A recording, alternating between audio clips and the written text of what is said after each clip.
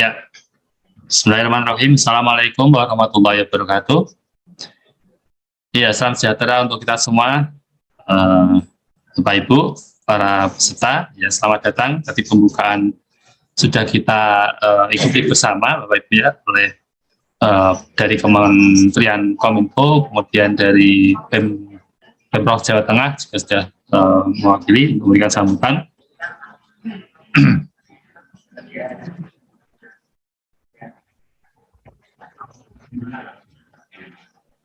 Ya, mohon izin Bapak Ibu, di sini kami selaku moderator ya akan memandu kegiatan di batch 1 ya untuk acara literasi digital untuk ASN pemerintahan.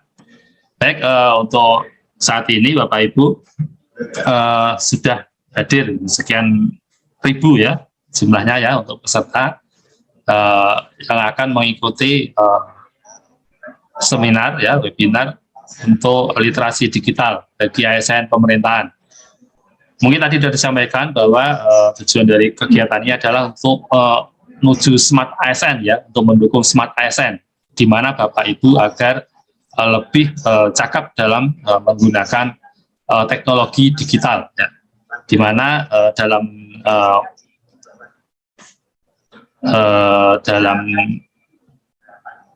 literasi digital tersebut ada 4 pilar ya yang menjangkau oleh di sektor pemerintahan, utamanya yaitu kemampuan digital atau digital skill, kemudian ada digital budaya digital atau digital culture, serta etika digital ya untuk digital ethics, serta keamanan digital atau digital safety. Untuk itu Bapak Ibu nanti akan disampaikan oleh para pakarnya ya, narasumber ya, yang akan menyampaikan masing-masing dari unsur digital tersebut ya. Mohon izin ini sekali bisa. Ya. Baik, nanti untuk batch pertama ya, yang akan diikuti oleh peserta dari ya 1 Provinsi Jawa Tengah, kemudian ada Kota Semarang, Kabupaten Semarang, Kabupaten Demak, serta Kota Salatiga ya, yang akan disampaikan, yang akan dilaksanakan mulai sekarang jam 9 nanti sampai jam 12 kita waktunya ya. Untuk yang pertama nanti akan disampaikan aspek digital ethics dan digital culture oleh pemateri pertama yaitu Pak Gatot Sandi ya. Pak Gatot Sandi sudah hadir ya. Baik, mungkin sebelumnya kami sampaikan atau kami bacakan biodata beliau ya.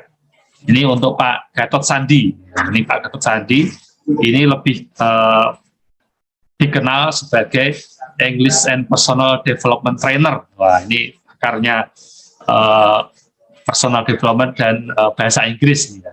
Jadi Bapak Ibu nanti apabila perlu dengan beliau nanti bisa di kontak beliau ya. Ini saya sih baca dari CV-nya ya. Mohon maaf ini tidak bisa di-share ya. Beliau lahir di Cirebon 7 September 82. Untuk alamat saat ini beliau ada di daerah Bandung Barat ya, daerah Lembang. Tepatnya Jalan Raya Lembang Maribaya, Panorama nomor 9 ya. Untuk nomor HP nanti bisa dikontak ya panitia mungkin apabila membutuhkan. Dan saat ini beliau sebagai profesionalis storyboarder saat ini. Ada banyak sekali ini ya pengalaman beliau dalam masalah pendidikan ini ya, mulai dari menjadi English teacher, kemudian associate trainer dan VO talent, termasuk saat ini beliau menjadi seorang trainer di bidang di bahasa Inggris ya. Ada banyak sekali juga perusahaan yang sudah sempat bermitra dengan beliau yang diantaranya ada BJB Pusat yang Bank Syariah ya, kemudian ada juga banyak sekali ini ya, universitas juga ada, kemudian organisasi pemerintah juga ada, yang pastinya ini sangat tepat nanti akan menyampaikan materi yaitu tentang digital ethics dan digital culture ya. Baik, mungkin untuk kesempatan berikutnya kami persilahkan untuk Pak Gatot Sandi, atau mungkin saya panggilnya Mas nih ya, masih muda sekali nih. generasi milenial juga nih. Tapi nanti boleh. saya terasa kepakaran beliau bisa kita ambil manfaatnya. Untuk itu monggo untuk Mas Gatot Sandi, kami persilakan waktu dan semuanya. Ada sekitar waktu 45 menit ya dari sekarang. Jadi nanti berada di jam 9.55 menit. Monggo kami persilakan untuk waktu dan tempatnya. Ya, terima kasih atas escort yang luar biasa Bapak Moderator. Yang kami hormati Bapak Haji Ganjar Pranowo, SH MIP, yang kami hormati juga Bapak Sekda Provinsi Jawa Tengah, Bapak Sumarno SEMM, kemudian yang kami hormati Direktur Pemberdayaan Informatika Kementerian Kominfo, Bapak Bonifisius Wahyu Pujianto PhD, kemudian yang kami hormati Kepala BPSDM Kementerian Dalam Negeri, Bapak Dr. Andes Sugeng Haryono, dan Bapak Kapus BPSDM, Bapak Dr. Andes Dian Andi Permana. Mohon izin, saya memanggil rekan-rekan semuanya dengan sebutan Sobat ASN, dapat arahan dari batch sebelumnya. Ya. Tadi sudah disampaikan oleh Bapak Sumarno bahwa kita, ya salah satu hal yang saya catat tadi, bahwa kita sebagai Sobat ASN itu jangan mengambil peran sebagai seorang wartawan. Ya, Sobat ASN harus hadir menjadi penyeimbang. Dan ketika kita memberikan kritik ataupun input ya kepada pemerintahan, artinya kita memberikan kritik kepada diri kita sendiri. Nah, tiga hal tersebut menjadi dasar penyemangat kita hari ini, bahwa budaya dan etika digital menjadi sangat penting untuk kita ketahui dan kita aplikasikan bersama. Mohon izin untuk sharing screen ya, Sobat ASN semuanya.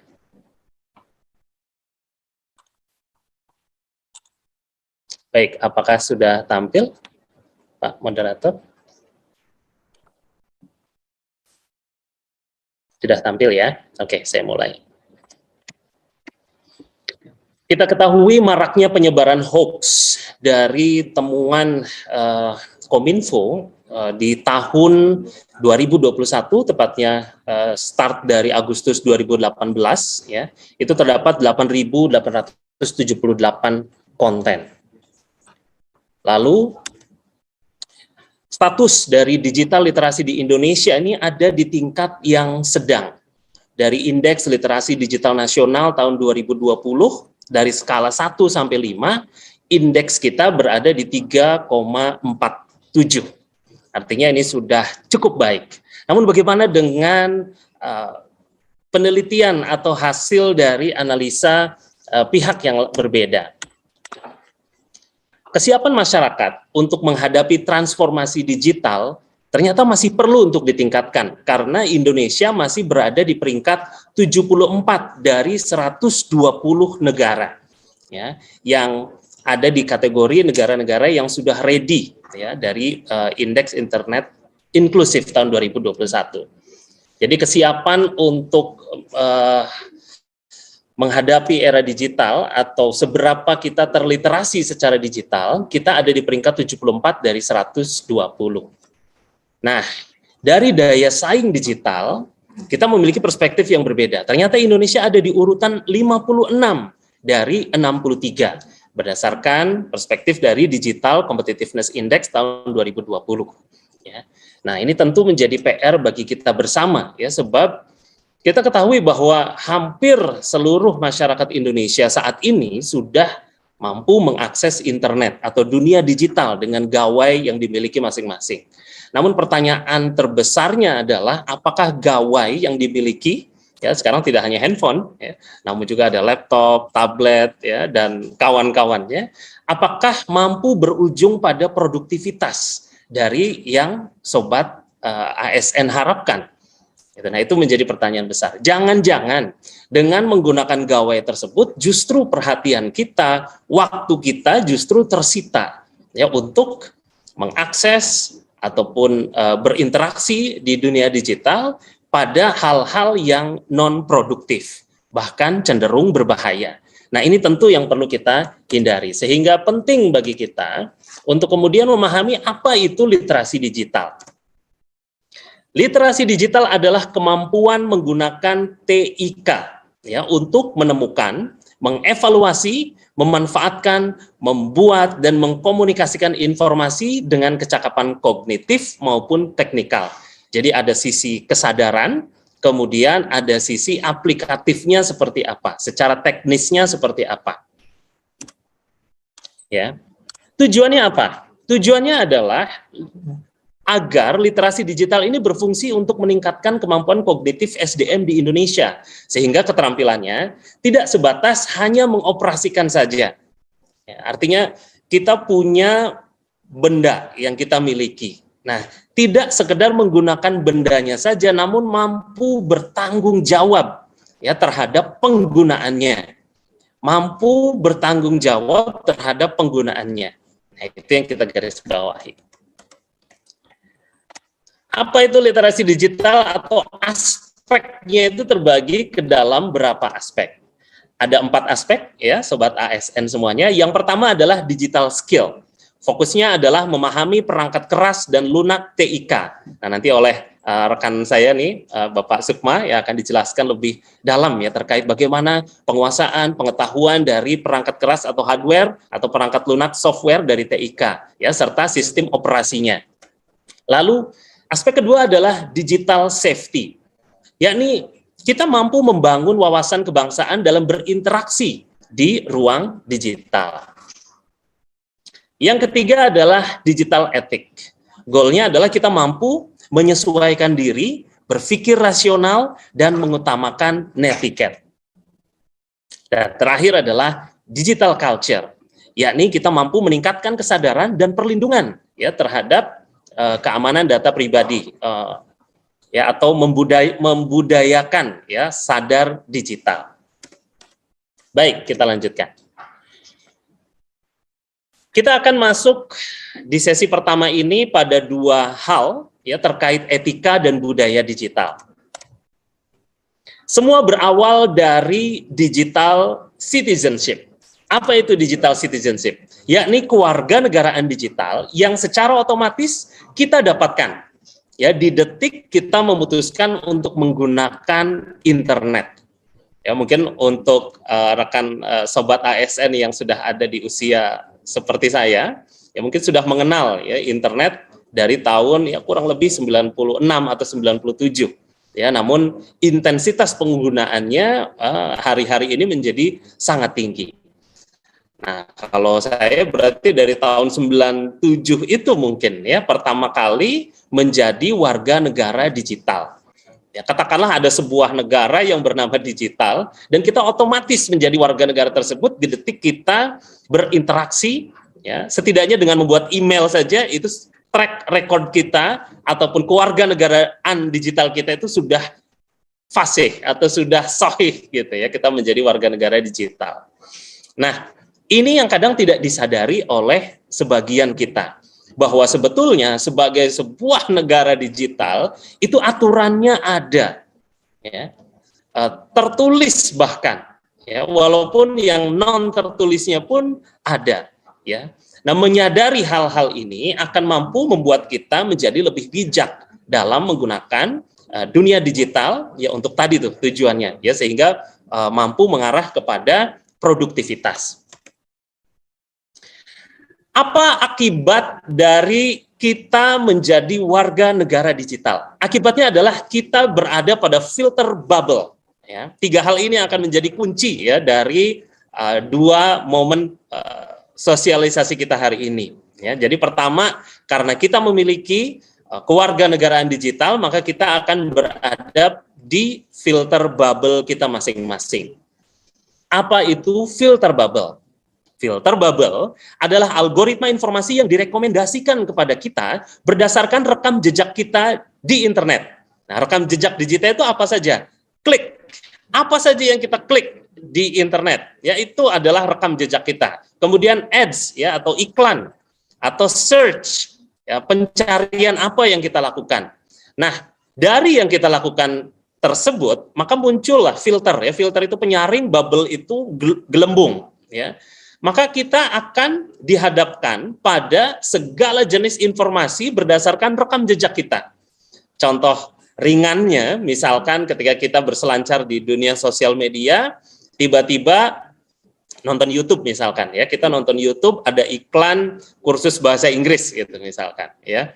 Nah, ketika kita pindah dari YouTube ke Instagram, kita akan melihat iklan bahasa Inggris yang sama. Nah, itu berarti kita mendapatkan filter bubble berdasarkan ads yang kita tonton ya. Apakah setelah 5 detik itu kita tetap bertahan ya di iklan tersebut? Nah, itu yang menentukan rekomendasi selanjutnya.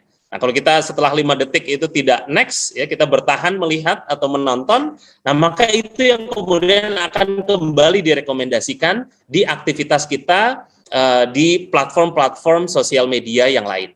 Ya, atau misalkan video kucing misalkan ya, saat scroll-scroll nah, kita melihat atau terpaku lebih lama pada video kucing tertentu ya, karena kita suka kucing ya, lucu dan seterusnya.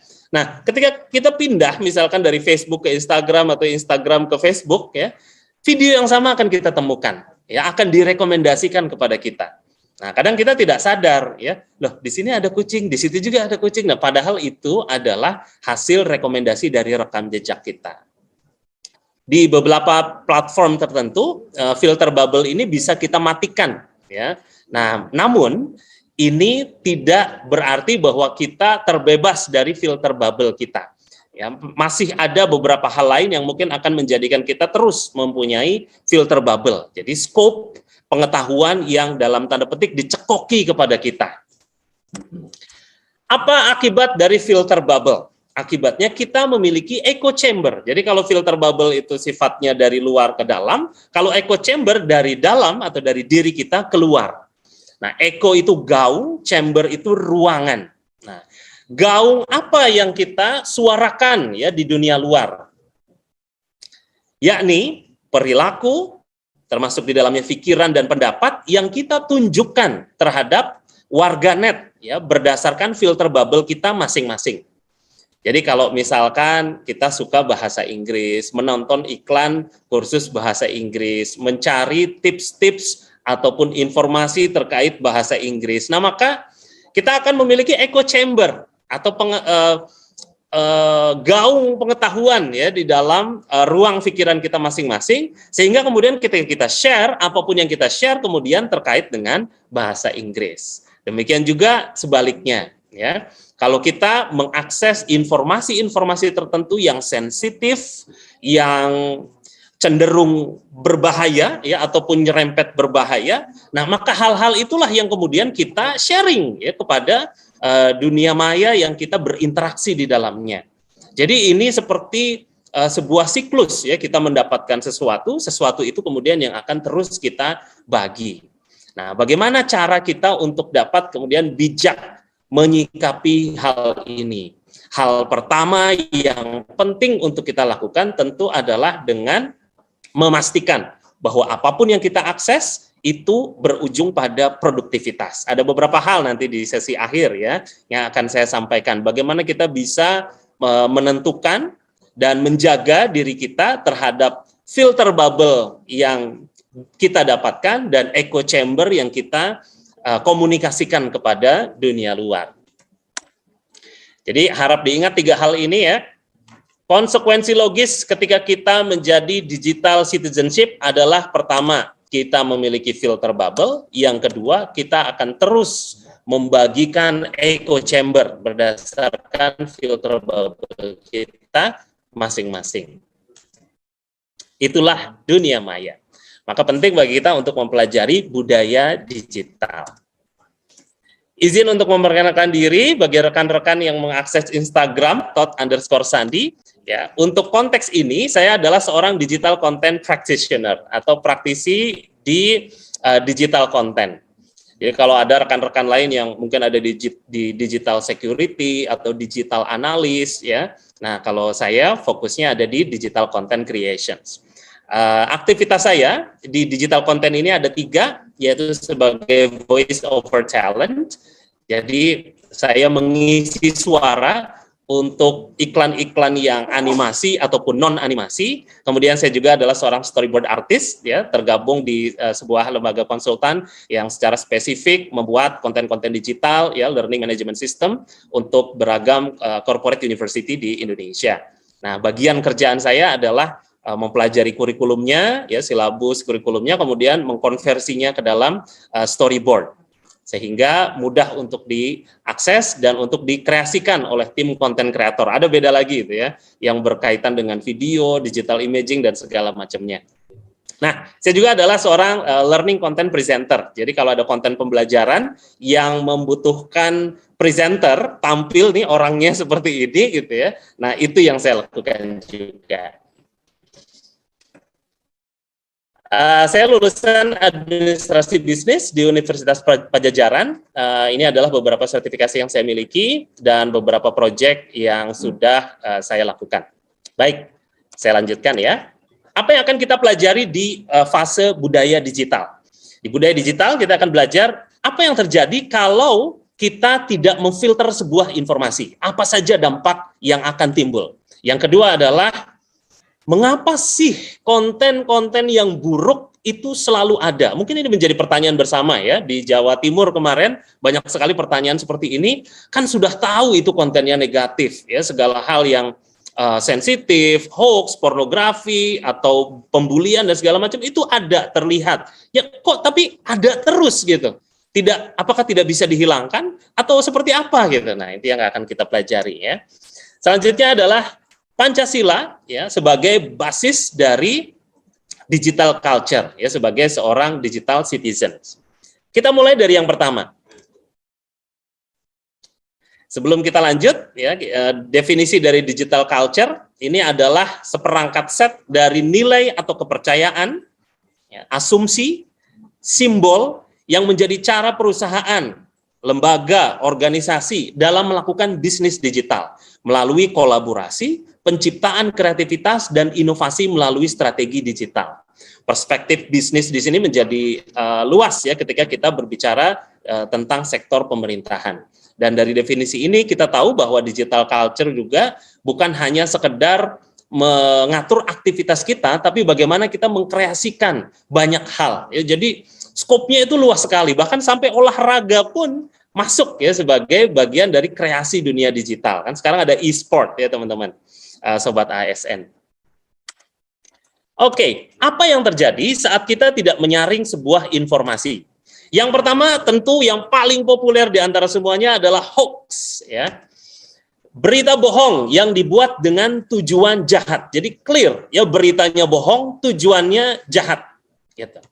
Yang kedua adalah hate speech. Apa itu hate speech? Yakni segala komunikasi dalam bentuk ucapan, tulisan, maupun perilaku yang menyerang, menggunakan bahasa merendahkan, atau diskriminatif kepada orang atau kelompok tertentu.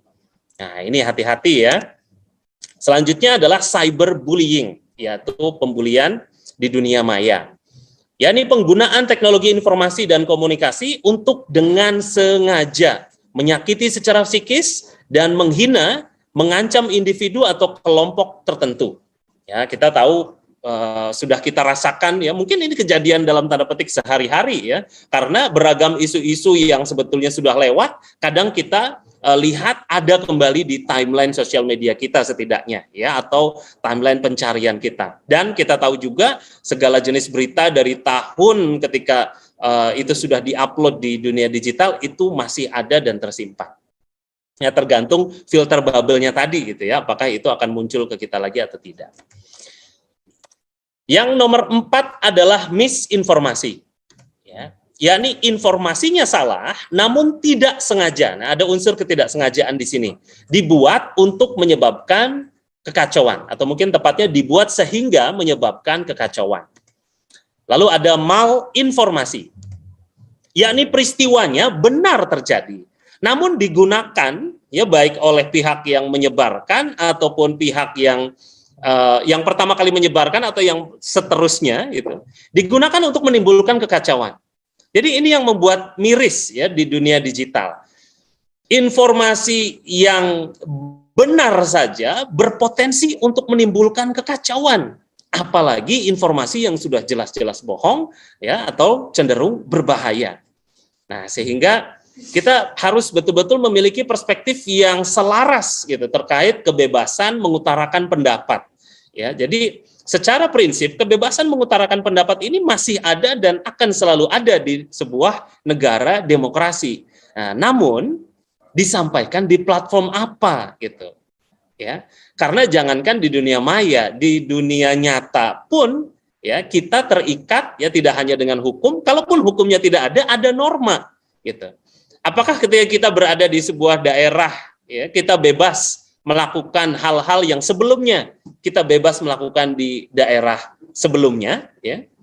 Nah, ya contoh misalkan kita ada di Jawa, kita banyak melakukan banyak hal, ya terkait kebiasaan sehari-hari, budaya, lalu kita pindah ke Kalimantan atau ke Pulau Bali misalkan. Nah itu kita perlu untuk kemudian sensitif, ya empati terhadap di mana kita berada, ya sehingga kita betul-betul mampu menjaga segala jenis perilakunya, ya termasuk perkataan, perbuatan, untuk kemudian bisa selaras dengan apa yang dinormakan di daerah atau wilayah tersebut.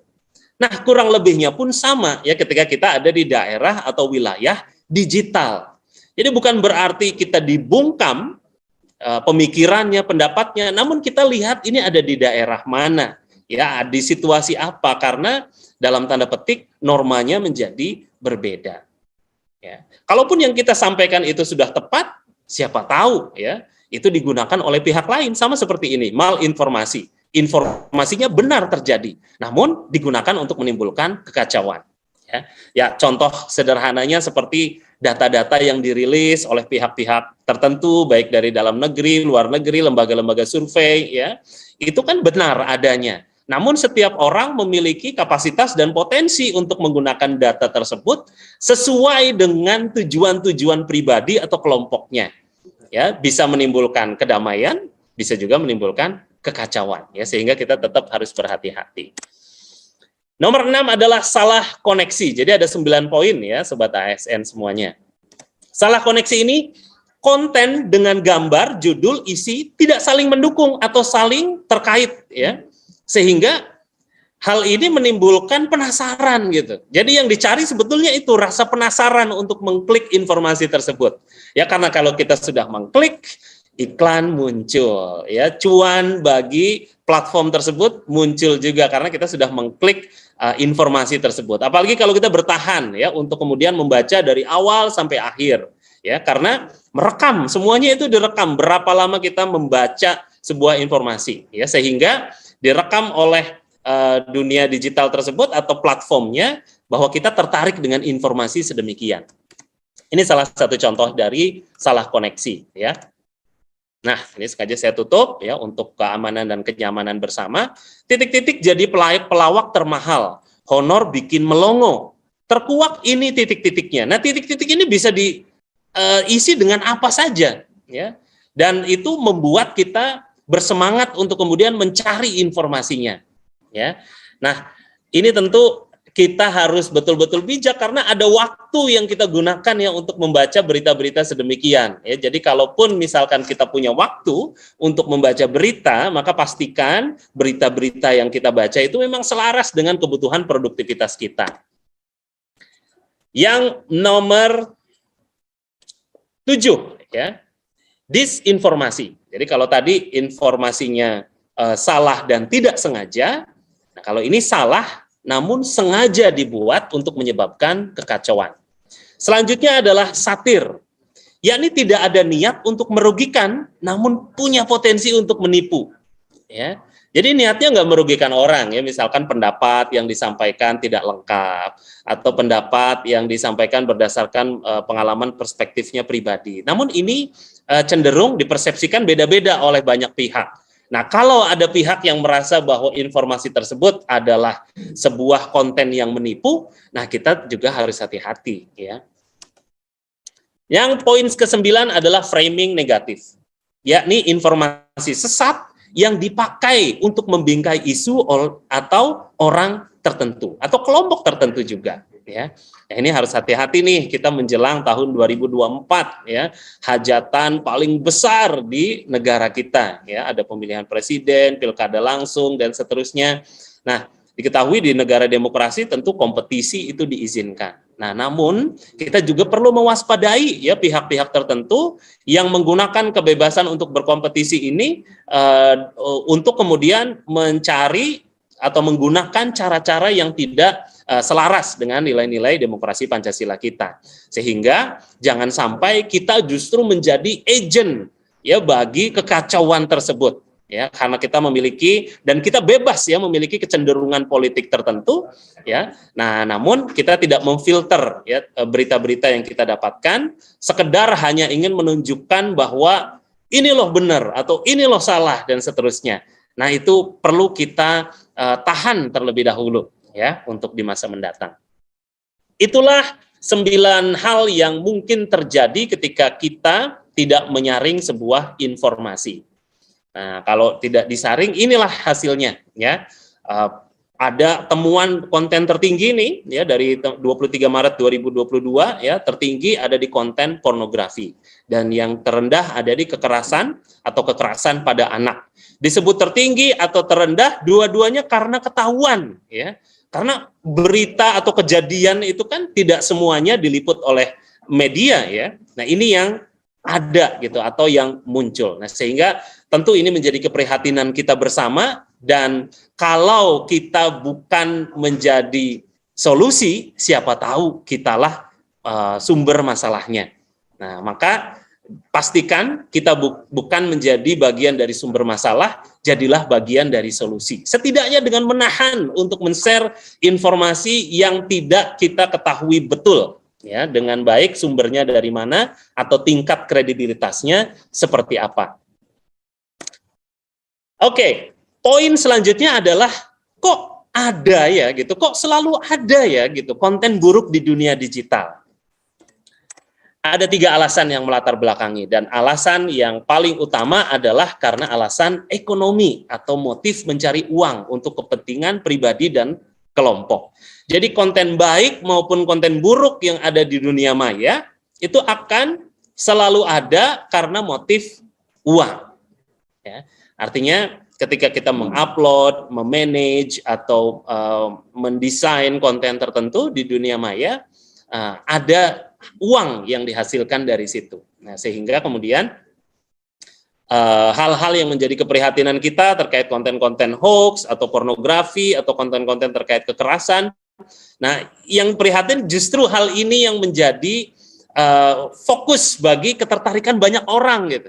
Kalau berita-berita yang positif itu cenderung ya berita positif atau hal-hal baik kan gitu-gitu aja dari dulu katanya gitu ya. Tapi yang negatif ini yang dinamis gitu. Nah, ini penting untuk kita disadari ya karena semakin kita tertarik pada konten-konten negatif, maka akan semakin banyak ya karena uang yang dihasilkan dari konten negatif tersebut adalah selaras dengan ketertarikan kita gitu atau durasi kita dalam mengakses konten-konten tersebut ya. Selanjutnya adalah motif politik ya, motifnya ingin menjatuhkan kelompok politik tertentu. Nah, karena ini adalah tools yang paling mudah untuk digunakan. Ya, tentu dalam dari sisi positif ini juga bisa digunakan sebagai tools untuk meningkatkan kredibilitas ya orang atau kelompok tertentu. Namun di sisi lain juga bisa digunakan untuk menjatuhkan kelompok politik tertentu. Yang ketiga adalah adu domba. Jadi fokus dari konten-konten negatif tersebut adalah mencari kambing hitam. Ya, untuk memecah belah masyarakat dengan isu SARA. Nah, pihak-pihak mana yang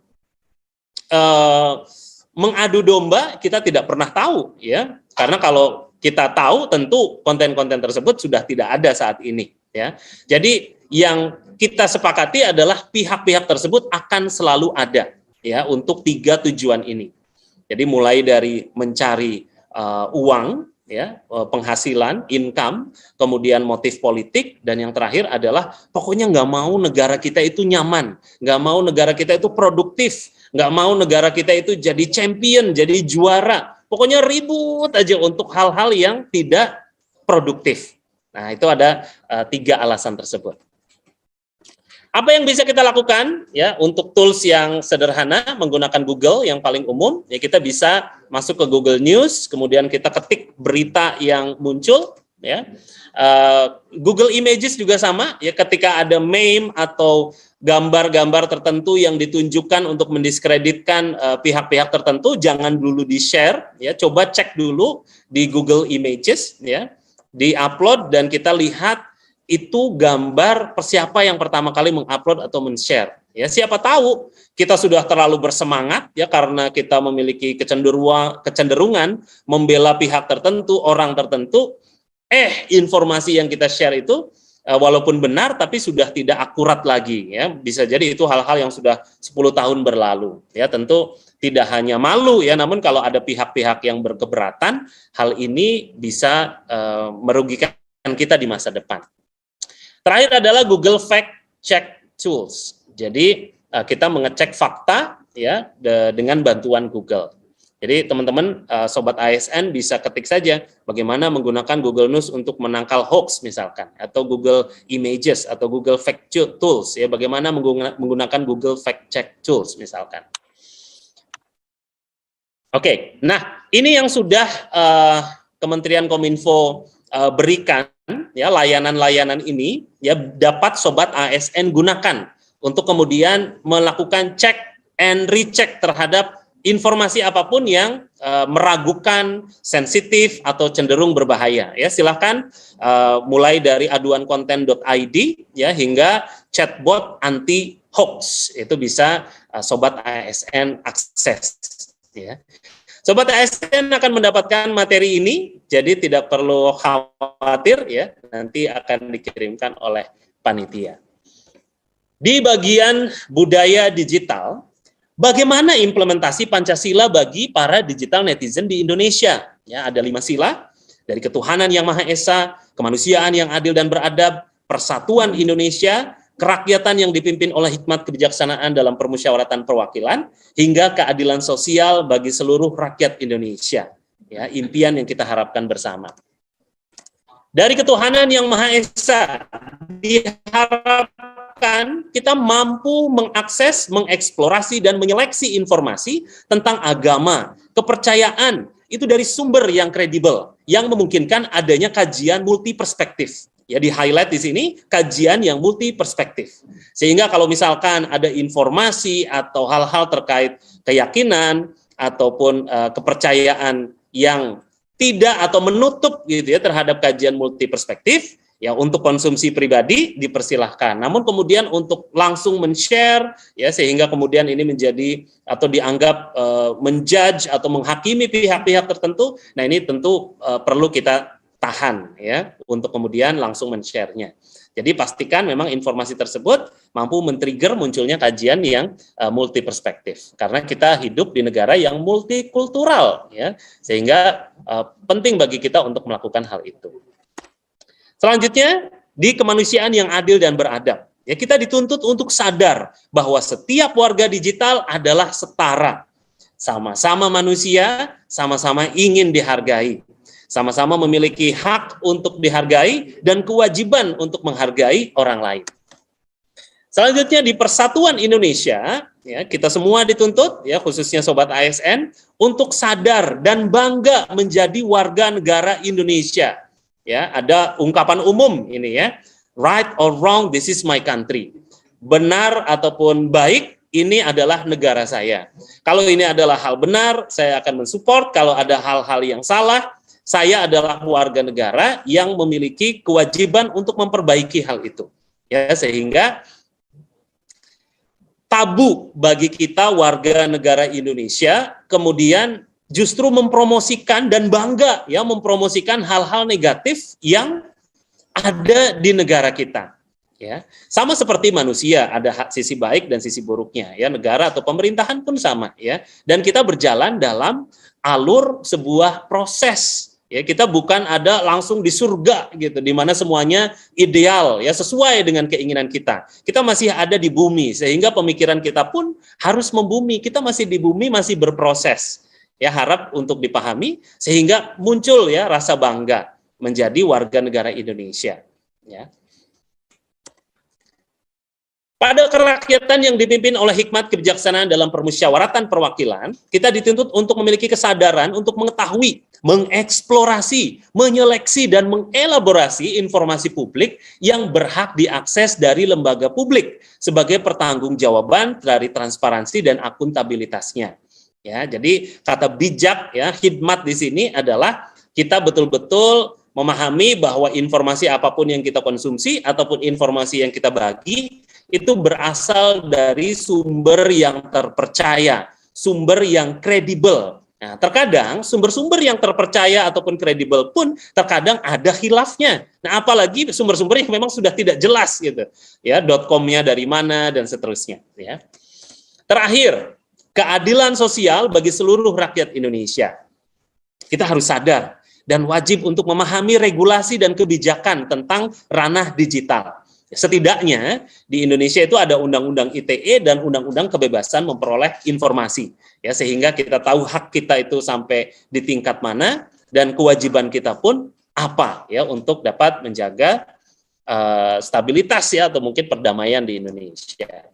Intinya saring dulu sebelum sharing, ya. Ini saya mendapatkan hal ini belum ketemu nih siapa orang yang pertama kali menyebutkan, ya. Jadi ini hal yang penting untuk kita pahami bersama. Disaring terlebih dahulu sebelum kita men-sharingnya.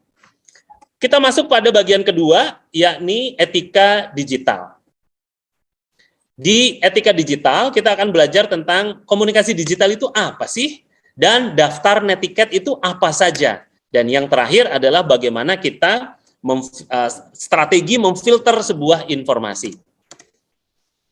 Digital communication adalah segala bentuk pertukaran pesan, konten, ataupun percakapan yang diproduksi atau diunggah, ya, menggunakan teknologi internet atau platform tertentu. Jadi ketika di blog misalkan atau di digital news misalkan, ya, di kanal-kanal berita online ada kolom percakapan di paling bawah biasanya. Nah, disitulah digital communication terjadi. Atau ketika kita men-sharing informasi di sosial media, kemudian ada percakapan yang terjadi terkait apa yang di-sharingkan tersebut, disitulah digital communications terjadi. Namun tidak hanya kata, ya, di sini ada konten juga. Ya, video, gambar itu bisa termasuk di dalamnya. Apa konsekuensi logis ketika kita berkomunikasi di dunia digital? Konsekuensi logisnya adalah kita memahami tata keramanya, yakni cara benar, ya, tata kerama netiquette, ya, artinya etika di dunia internet, jadi disingkat netiquette, yakni cara yang benar dan diterima umum, ya, dalam berkomunikasi dengan menggunakan dengan seseorang, ya, atau khalayak di internet. Jadi patokannya adalah satu, benar, kemudian diterima umum, karena tidak selalu hal yang benar itu diterima secara umum. Nah, ini kalau di Islam kan ada juga tuh halal toyib, ya, tidak selalu hal yang halal itu toyib.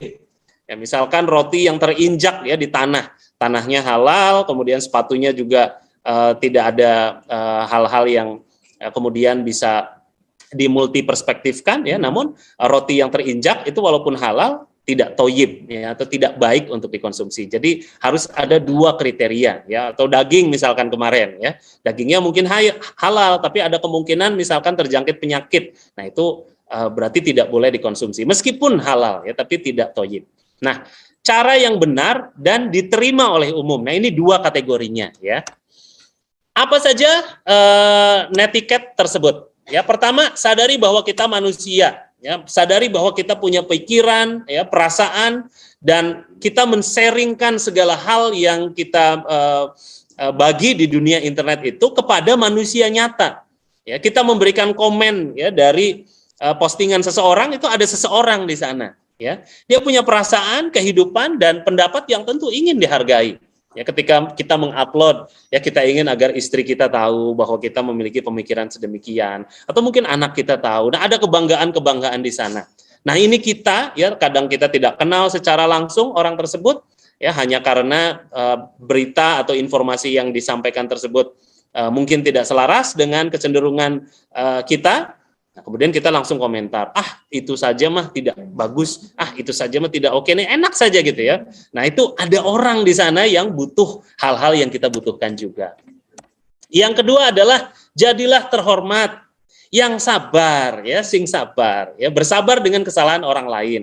Baik itu dari tipe atau perspektif yang berbeda, serta menjunjung tinggi nilai-nilai kesopanan ya terkait perkataan dan juga penampilan ya. Jadi hanya karena menurut kita itu baik ya, belum tentu itu bisa diterima secara umum ya. Contohnya misalkan pakaian tertentu ya, jadi harus bisa kita nilai gitu secara satu pribadi, yang kedua berdasarkan norma umum. Nomor 3 adalah jaga kata. Perhatikan kata yang kita ucapkan. Kritis tentu saja boleh ya, namun jangan merendahkan kapasitas pribadi orang lain ya.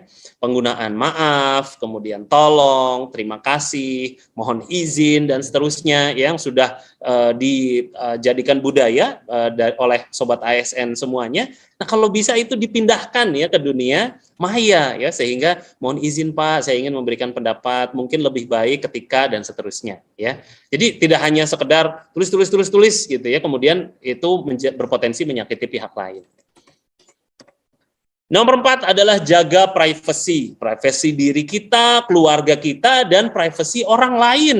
Ya, tidak sembarangan kita mengupload kita posisi ada di mana dengan keluarga kita, fotonya, wajahnya seperti apa, karena di luar sana banyak pihak-pihak yang mencari. Ya, mohon maaf saat ini para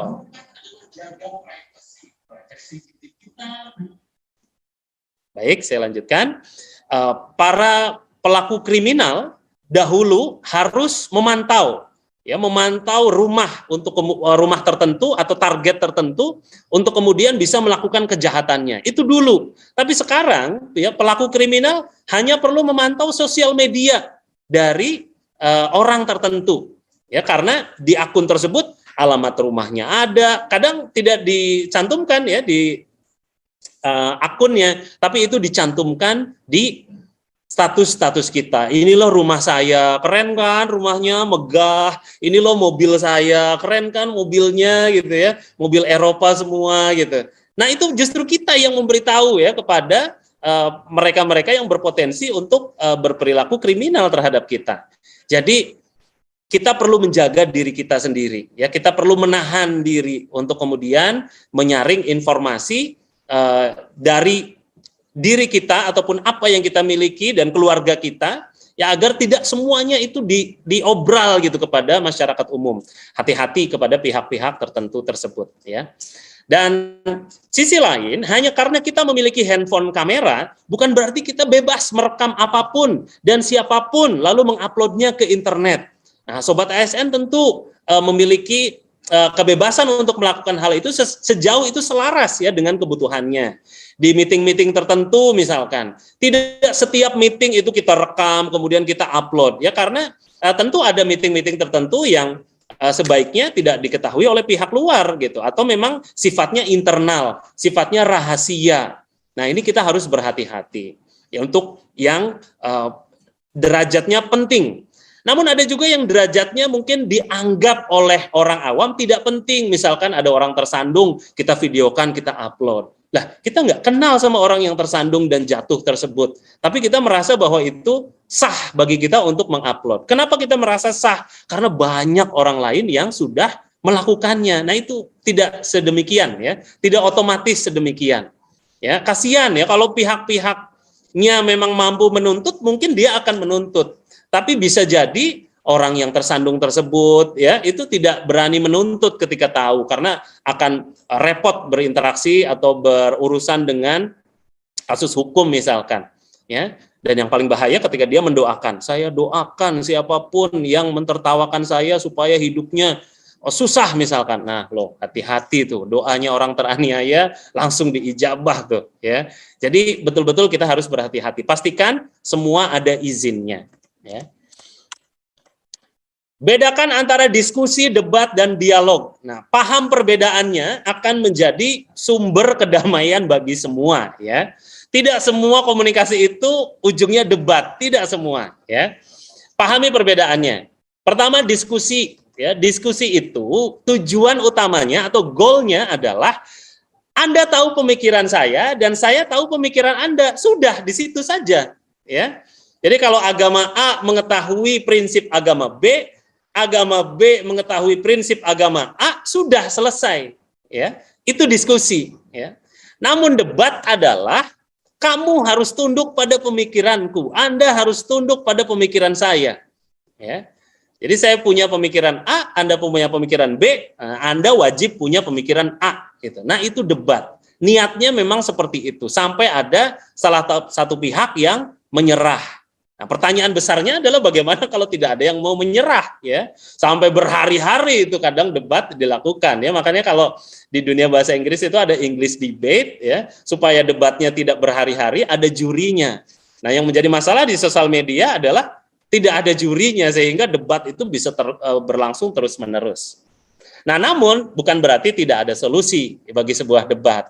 Kalau dari debat yang dilakukan itu disadari bahwa A tidak bisa menjadi B dan B tidak bisa menjadi A, maka disinilah titik ya bagi kita untuk melakukan dialog, ya, kesadaran bahwa pemikiran kita tidak bisa disatukan. Dan mari kita coba bersepakat pada beberapa hal. Mungkin waktu saya 5 menit lagi ya, Pak. Ada berapa sisa waktu? Pak Moderator? Oke, baik. Di hitungan saya kurang lebih 7 menit lagi ya. Mohon izin untuk melanjutkan. Poin ke-6 adalah copyright. Segala hal ya, konten di dunia maya ini ada quotes, ya, ada foto, vektor, audio, baik yang musik ataupun non-musik. Paper, akademis, ya, jurnal, software, semuanya memiliki hak atas kekayaan intelektual. Hormati haki orang lain. Nah, tadi saya menampilkan quotes, ya, saring sebelum sharing. Nah itu bukan quotes saya, sehingga wajib bagi saya untuk menuliskan anonymous di situ atau anonim bahasa Indonesianya, ya, disampaikan oleh orang yang tidak diketahui, ya, sampai kemudian nanti mungkin orang tersebut mengklaim bisa saja, ya. Namun itu bukan quote saya dan tata krama saya, ya, etika saya adalah menuliskan anonim di situ sehingga orang tidak mempersepsikan bahwa saring sebelum sharing itu berasal dari mulutnya Mas Gatot gitu misalkan, ya. Itu saya mengakui hak kekayaan intelektual orang lain. Lalu apa output dari seluruhnya? Outputnya adalah pastikan caption kita, kemudian hashtag yang kita gunakan, follow dan subscribe-nya, ya, likes juga, komennya, share-nya juga hanya untuk konten yang positif. Indikatornya apa konten itu positif? Indikatornya adalah mampu menghantarkan kita pada produktivitas, ya. Kalau menghantarkan kita pada hal yang non produktif apalagi berbahaya, nah berarti itu kontennya tidak positif, ya. Hashtag juga kan kita tahu di Twitter itu hashtagnya setiap hari yang trending berbeda-beda. Nah pilih ya hashtag yang positif, ya, jangan pilih hashtag yang ngaco-ngaco gitu untuk hal-hal yang kita share hanya sekedar untuk bisa trending gitu di Twitter misalkan. Apa yang bisa kita lakukan? Strateginya adalah think, T-H-I-N-K. Pertama, true, ya, pastikan informasi tersebut adalah sebuah fakta dan dari sumber yang terpercaya. Nah, ini ada dua, ya. Satu fakta, dua sumber yang terpercaya, ya. Karena bisa jadi walaupun itu fakta, kalau sumbernya tidak terpercaya, bisa jadi beritanya dipelintir, fakta tersebut dipelintir tujuan-tujuannya. Yang kedua, apakah informasi tersebut berpotensi menyakiti pihak lain, ya. Jadi meskipun fakta, punya potensi nggak untuk menyakiti pihak lain? Kalau ada potensi untuk pihak lain yang tersakiti, meskipun itu fakta, maka tahan dulu. Ya. Selanjutnya adalah inspiring. Apakah informasi tersebut menginspirasi orang lain? Jangan-jangan itu fakta, tidak menyakiti juga, tapi nggak ada inspirasinya juga, ya, tidak membuat orang lain terinspirasi untuk produktif atau berpikir positif. Lalu apakah informasi tersebut benar-benar kita butuhkan? Ya, benar-benar nggak gitu? Profesi kita apa? Ya, informasi tersebut kontennya apa? Nah, mungkin itu informasinya penting, tapi belum tentu penting buat kita yang ada di profesi kita. Selanjutnya, apakah informasi tersebut memiliki dampak yang baik? Ya, ketika semuanya tidak menyakiti, informasinya benar, itu menginspirasi dan perlu untuk disampaikan, tapi dampaknya kira-kira baik atau tidak gitu. Nah, inilah 5 indikator yang bisa saya bagi untuk sobat ASN sehingga dapat lebih bijak lagi dalam menggunakan internet. Nah, silakan ya, ada waktu sekira beberapa menit ya, silakan sobat ASN bisa mengetik di kolom komentar ya, silakan pilih 1 atau 2 atau 3 ya, dipilih setelah sesi ini saya apa? Apakah saya merasa senang karena titik-titik dan seterusnya. Diisi saja ya untuk berinteraksi agar kita saya secara pribadi bisa mengetahui respon dari sobat ASN semuanya. Di akhir, janganlah kita mempromosikan negativitas ya atau hal-hal negatif secara online. Namun ya berharap orang lain itu memperlakukan kita secara positif.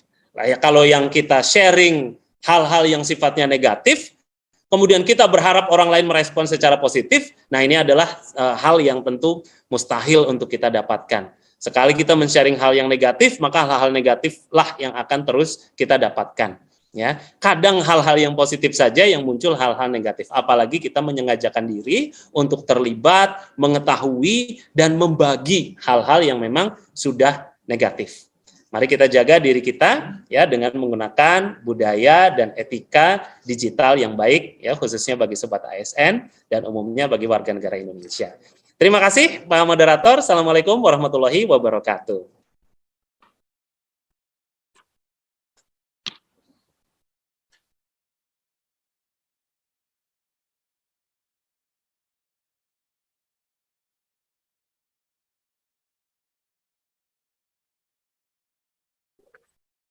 Ya, baik. Demikian tadi dan disampaikan oleh Pak Gatot ya. Baik, selanjutnya Bapak Ibu tadi nyebutnya sobat ya, sobat ya, sobat ini ya. Baik sobat semua. Setelah ini mungkin sebelum masuk ke pemateri kedua, mungkin akan disampaikan sebuah video yang akan menjadi sebuah apa ya, mungkin di bidang iklan layanan masyarakat gitu ya, yang akan ditayangkan oleh panitia. Monggo, dipersilakan.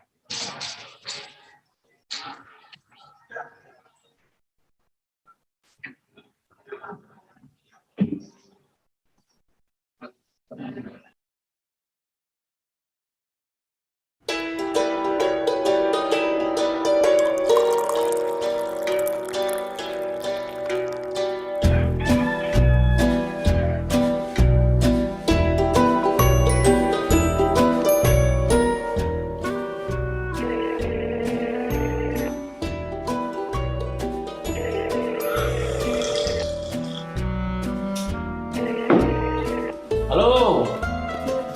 Halo, ini siapa ya? Waduh, baru kemarin satu proyek sama saya, udah lupa di mana Bapak. Ini siapa? Pak Iman bukan ini? Nah, ini Pak Iman. Gimana nih, Pak? Proyek kita ini kurang dana 1 juta. Kalau nggak dibayar, kita 1 juta? jalan. Lah, bukannya kemarin udah saya kirim semua, Pak? Lah, kata siapa? Ini catatannya ada sama saya.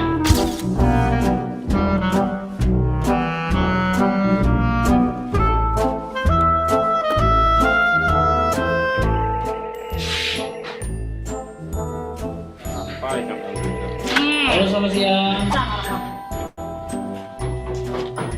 Iya, siang.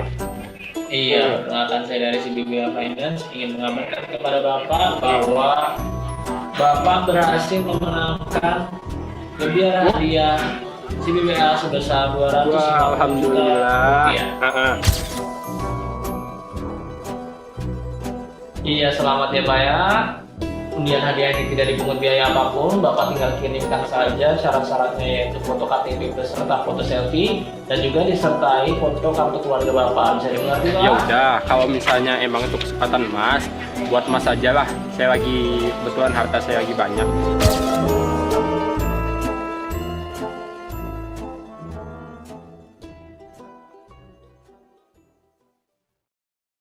Nanti setelah video, nanti kita coba untuk membuka ya, tanya jawab. Ya, monggo. spesialis di Jawa Barat. Oh, Saya juga bisa masak, Bu. oh Saya ya, bisa masak rendang. rendang.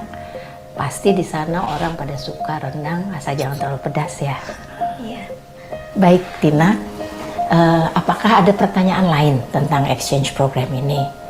Atau tentang Amerika dan kehidupan dengan host family di sana? Semuanya sudah jelas, Bu. Terima kasih.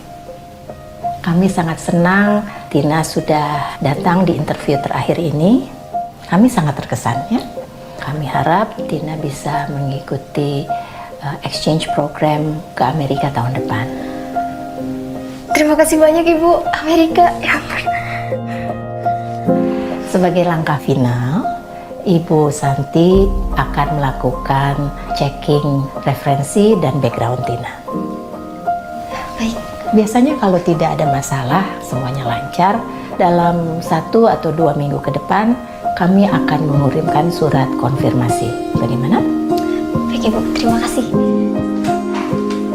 Terima kasih banyak, Bu.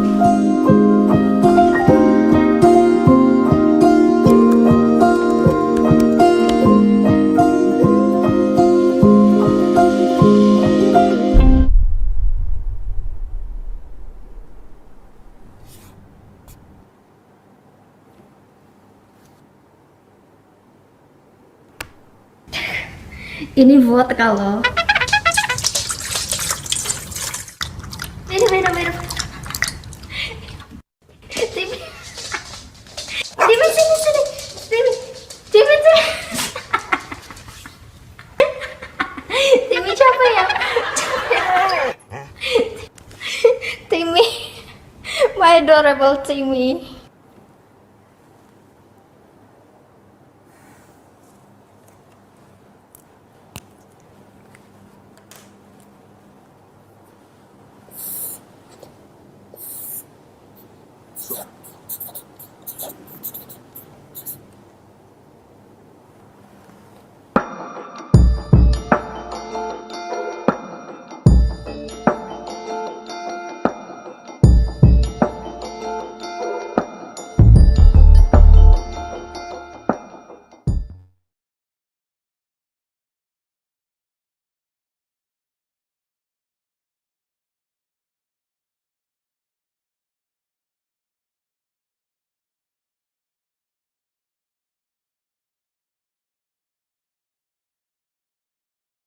Ya, baik. Demikian tadi video singkat tentang bagaimana gambaran tentang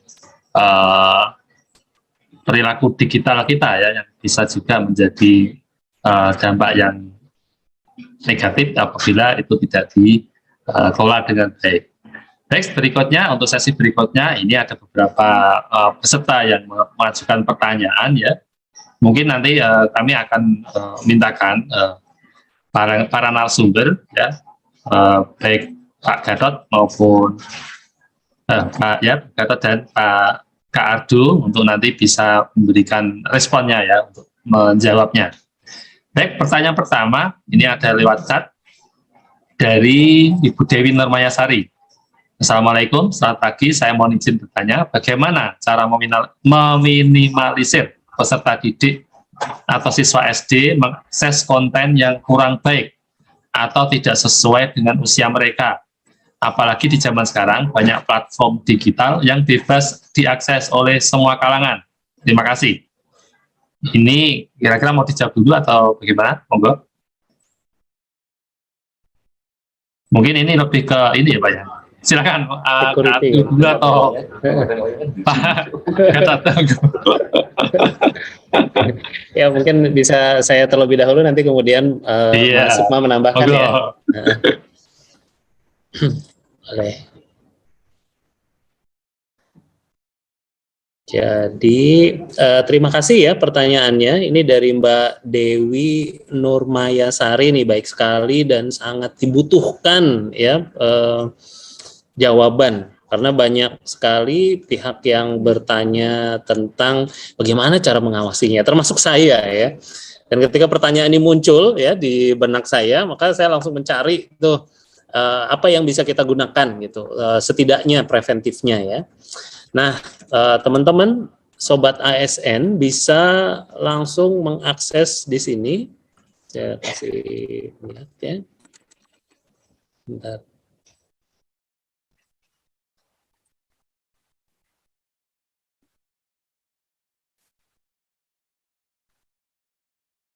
Nah, familiesgoogle.com ini setidaknya free platform ya, karena biasanya atau umumnya emailnya berbasis Google. Jadi kalau misalkan emailnya berbasis Google, maka bisa diakses itu petunjuknya step by step-nya. Tentu kalau misalkan langkah-langkahnya disampaikan di sesi ini tentu akan tidak selaras ya waktunya ya. Namun itu bisa diakses saja websitenya. Ini resmi dari Google-nya langsung. Nah, nanti akan terintegrasi dengan email yang dimiliki oleh putra-putri kita masing-masing ya. Jadi www.familiesgoogle.com atau kalau secara umum namanya Google Family Link. Jadi ini bisa digunakan untuk setidaknya menjadi ikhtiar kita bersama ya dalam mengawasi aktivitas digital putra-putri kita, karena ya ini salah satu ikhtiar ya, namanya anak-anak luar biasa idenya, keingintahuannya gitu. Jadi salah satu ikhtiarnya adalah setidaknya kita bisa memantau dari gawai milik putra-putri kita masing-masing. Nah, silakan Mas Sukma, barangkali ada tambahan. Siap. Jadi sangat benar sekali ya Mas Gatot. Saat ini memang yang paling memungkinkan itu tadi yang disampaikan Mas Gatot, yaitu karena hampir semua email yang sekarang digunakan itu kebanyakan menggunakan akun email Gmail. Dan di Gmail sudah ada integrate salah satunya yang disampaikan Mas Gatot tadi tentang family link ya sebenarnya. Nah di fitur family link itu kalau teman-teman ASN mencoba, itu ada dua yang harus diinstal sebenarnya. Jadi yang sisi orang tua dan yang satunya di sisi gadget dari anak kita, seperti itu. Nah, jadi harus ada dua akun email nih yang dipasang di gadget kita sebagai orang tua dan gadget yang dipakai oleh anak-anak, sehingga nanti bisa kita kontrol sebenarnya apa aja yang bisa dibuka dan diakses oleh anak-anak kita. Mungkin yang paling relevan dan paling cepat saat ini mungkin ini, karena saya yakin semuanya menggunakan Gmail atau produk Google ini. Gitu. Terima kasih. Ya, baik.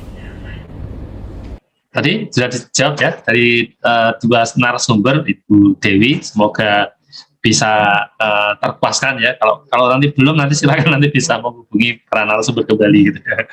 Baik, mungkin tadi disampaikan bahwa mungkin itu sebenarnya sebuah tools ya Pak ya. Tapi yang paling penting adalah tadi niat dari para orang tua untuk bisa meminimalisir dampak negatif dari literasi digital. Baik, mungkin ada peserta yang ingin langsung bertanya, mungkin silakan. Kami yang ada juga yang raise hand, mungkin silakan apabila ada yang mau bertanya langsung kepada narasumber. Monggo, ada beberapa yang sudah raise hand, ada atas nama UPPD Kabupaten Wonogiri. Mungkin.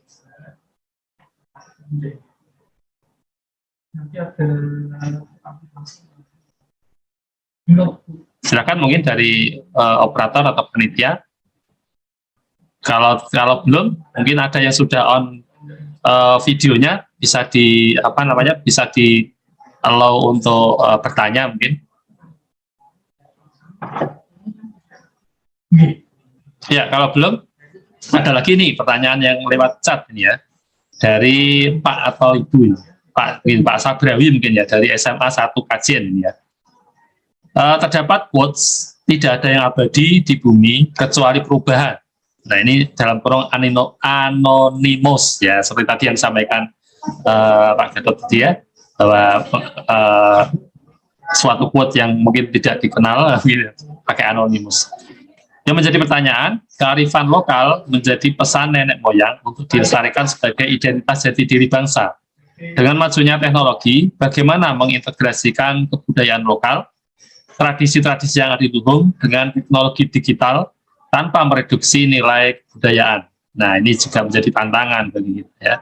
Moga mungkin Pak Gatot bisa dijelaskan lebih dulu. Moga.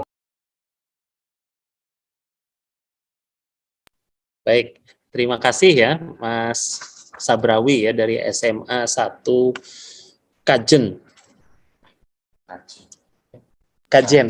Oke, Kajen. mohon maaf. Karena ada bahasa Sunda ya. Ya, tapi itu lebih tepatnya Kajen ya. Oke, baik, mohon maaf atas kesalahan penyebutannya ya.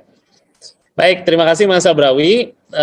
Sangat selaras ya dengan keinginan saya pribadi ya, bahwa bagaimana caranya agar kita sebagai warga negara Indonesia yang multicultural gitu, yang memiliki budaya yang sangat banyak, bernilai tinggi, adiluhung, ya setiap daerah tentu memiliki budaya dan kebiasaan atau kekhasannya masing-masing, itu bagaimana bisa berlangsung bertahan lama gitu, atau mungkin abadi gitu ya, dengan beragam hal yang kita miliki saat ini, salah satunya dengan menggunakan media digital. Nah, namun ya tanpa mengurangi rasa hormat terhadap budaya yang kita miliki ya di beragam daerah kita masing-masing, dari sisi platform digital, apapun yang ada di platform tersebut itu secara sederhana namanya konten gitu. Jadi mau isinya presentasi, mau isinya bahasa Inggris, mau budaya, mau kebiasaan keseharian, dari yang sifatnya paling positif sampai paling negatif, itu namanya konten. Gitu. Nah, ketika sudah menjadi sebuah konten, maka apapun itu, termasuk budaya di dalamnya, maka akan berkompetisi dengan konten-konten yang lain, gitu, yang dipersepsikan menarik atau dalam tanda petik berpotensi viral, gitu, oleh warga netizen. Nah, maka tantangannya adalah bukan lagi mempertahankan saat ini ya, bukan lagi mempertahankan, namun bagaimana caranya mempertahankan budaya yang ada, mensosialisasikan budaya luhur yang kita miliki, namun tetap punya potensi viral gitu. Nah, setidaknya dari kasak-kusuk tadi sambil mencari-cari jawaban dari pertanyaannya Mas Sabrawi ini, ada 3 hal yang bisa dijadikan indikator agar apapun itu termasuk di dalamnya budaya menjadi mampu dipertahankan dan memiliki peluang untuk bisa viral sehingga menarik ya. Jadi itu tadi ya, menarik ya. Jadi poin pertama adalah menarik. Bagaimana caranya kita mengemas ya pengetahuan terkait budaya yang kita miliki itu dengan kemasan yang menarik. Apakah itu langsung dipresentasikan, oh ini loh budaya satu daerah, maksud dari budayanya seperti ini, atau mungkin diubah ke dalam bentuk drama misalkan, ya, ada percakapan, kemudian ada konflik di situ, sehingga kemudian nilai-nilai budaya turut mewarnai penyelesaian konfliknya misalkan, ya. Jadi nomor 1 adalah menarik, karena apapun itu kalau tidak menarik tidak diakses, kalau tidak diakses jangankan ingin ditiru atau diaplikasikan ya, dilihat saja tidak ya kalau tidak menarik. Yang kedua adalah menguntungkan. Jadi ada dimensi profit di situ, ada dimensi ekonomi di situ. Ya, bagaimana caranya agar budaya ini yang kita sosialisasikan di ranah digital ini memiliki nilai ekonomis gitu. Apakah sifatnya dikonversi ke dalam bentuk pelatihan misalkan, ada digital learning misalkan, berlatih tarian tertentu gitu, masih dari daerah Semarang misalkan ya, ada platform pelatihannya gitu. Kemudian bekerja sama dengan banyak lembaga misalkan, sekolah-sekolah misalkan, untuk kemudian mengakses pelatihan tersebut. Nah, kalau ada dimensi ekonomi, maka semangatnya tidak lagi sekedar semangat untuk mempertahankan, tapi ada semangat untuk bertahan hidup. Ya, jadi tidak sekedar bertahan, namun ada bertahan hidup. Tidak hanya mampu menghidupi para pecinta budaya, namun juga menghidupkan budayanya. Nah, itu 2 poin. 1 menarik, yang kedua menguntungkan. Dan yang ketiga yang tidak kalah pentingnya adalah menyesuaikan gitu. Jadi kita harus bisa melihat kita ada di era apa, budaya kita munculnya di era apa, dan bagaimana bisa menyelaraskan itu gitu. Bagaimana cara memperkenalkannya? Nah, tentu kita butuh diskusi dengan banyak pihak ya. Misalkan psikolog kita wawancarai, budayawan yang ada di situ juga diwawancarai, kemudian target marketnya juga diwawancarai, kenapa tidak suka budaya, kenapa tidak tertarik, dan seterusnya. Nah, ketika kita bisa melakukan survei sederhana seperti itu, maka dimungkinkan muncul ide-ide, wah bagaimana nih menyelaraskan ya konten-konten budaya tersebut sehingga bisa preserve ya, dipertahankan, atau mungkin bisa diketahui oleh banyak pihak. Jadi yang kita sesuaikan itu budayanya dengan usia targetnya ya, hal-hal terkait konten creation strategi. Nah, mungkin Mas Sukma nih bisa menambahkan nih gimana supaya poin menyesuaikan ini bisa lebih terarah ya. Jadi 3 poin: menarik, menguntungkan, dan menyesuaikan. Demikian Pak Moderator. Silakan. Ya, siap. Terima kasih. Cukup ya. Ya, baik. Intinya itu ya. Jadi jejak digital itu pasti akan ada kalau kita sudah masuk ke dunia digital gitu. Jadi enkripsinya itu sudah pasti ada gitu. Jadi kalau menghapus itu sangat sulit ya, sangat sulit. Mungkin ya sekarang ya dengan teknologi blockchain tadi mustahil gitu untuk bisa dihapus. Iya, wah, ini lebih ngeri lagi.